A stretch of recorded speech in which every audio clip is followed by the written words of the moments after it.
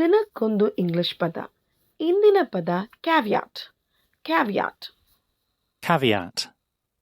Caveat. Caveat.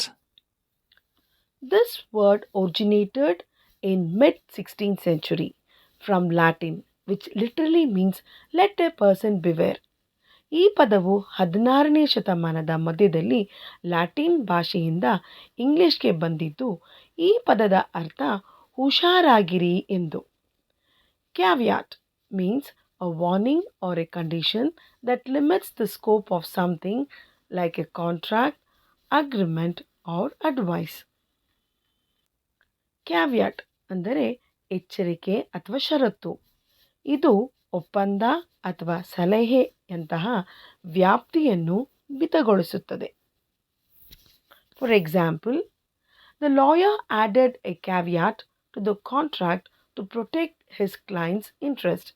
ವಕೀಲರು ತಮ್ಮ ಕಕ್ಷಿದಾರರ ಹಿತಾಸಕ್ತಿಗಳನ್ನು ರಕ್ಷಿಸಲು ಒಪ್ಪಂದಕ್ಕೆ ಒಂದು ಎಚ್ಚರಿಕೆಯನ್ನು ಸೇರಿಸಿದ್ದಾರೆ.